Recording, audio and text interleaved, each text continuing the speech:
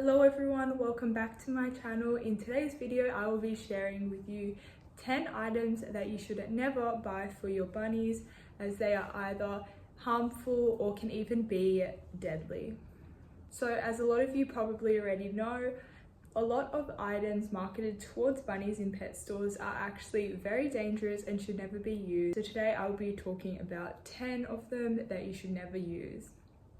So number one, cages and hutches. So sadly, for a lot of people that don't know much about bunnies, they assume that they are kept in small cages or hutches outside, which is completely untrue. And in reality, they actually need a lot of space. So if you look at a cage, you will notice that it will barely have enough room to fit a proper sized litter box. So instead of keeping them in a cage or hutch, you should keep them either free roam indoors or in a large X pen with additional free roam time. So the next item is water bottles. So unfortunately, water bottles are a very common way of supplying bunnies with water, and you will notice that they are heavily marketed towards bunnies. So bunnies actually drink as much as a small dog would, so it would be impossible to fit the amount of water that they require in a day in a little water bottle. So in order for them to drink the amount of water that they would like, they would be standing at the bottle for a very long time in an unnatural position, which can lead to neck and back issues as well as teeth issues. So it's better if you just supply them with a nice heavy ceramic bowl so they can't tip it over. So the next item is unnatural toys. There's definitely a larger number of unsafe toys compared to safe toys marketed towards bunnies, so you have to be really careful and do your research beforehand to identify what is safe and what isn't for your bunnies. So I'll give you a few examples of safe and unsafe toys. So to look for safe toys, look at things that are undyed and contain materials that are natural and do not contain any glue or other man-made materials.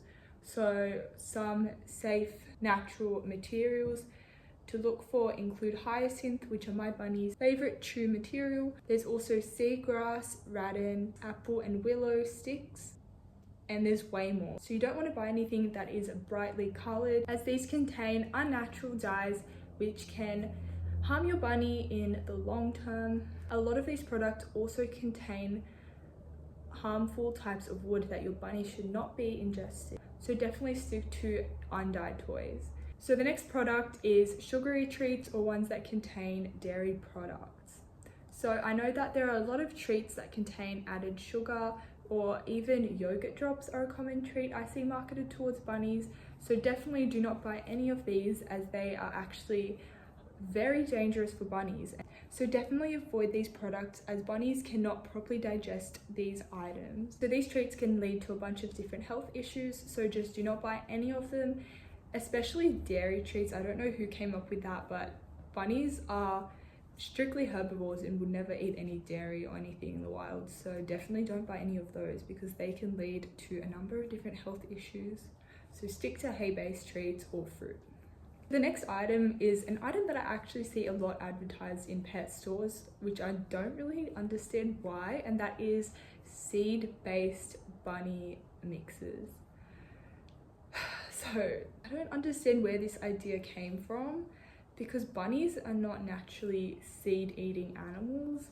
Like, they're not a bird or anything, so I don't really understand who thought of the idea to provide them sunflower seeds and corn and a bunch of other seeds mixed together. But I see it quite a lot. I don't know if it's as common in other countries, but in Australia you actually see it in almost every pet store for some reason. But guys, you should not be feeding your bunnies any types of seeds except seeds that are maybe found naturally in hay. So definitely don't buy anything that has seeds in it. Instead, use high quality pellet. My favorite pellet brand is Oxbow, particularly the Garden Select ones, as they don't contain any soy or cane molasses. So I've just found those ones to be the most natural and the best option for my bunny. So moving on to the next product, we have scented litters. It's very important that you get a safe litter, because your bunny can possibly ingest that. You wouldn't want your bunny to be harmed in any way. So my personal favorite litter is 100% recycled paper litter. I find that to contain minimal dust, which can lead to respiratory infections. And I also find it to be the best for the environment. Most importantly, do not buy anything that is scented.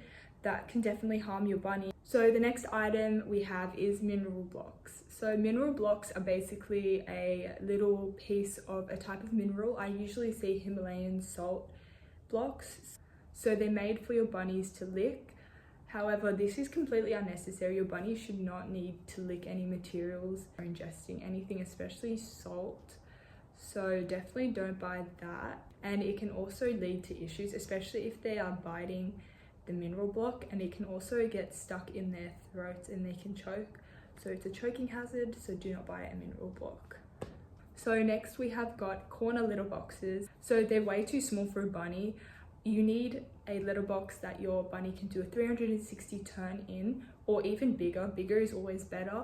So definitely use a cat litter box instead, especially since bunnies use their litter box so frequently.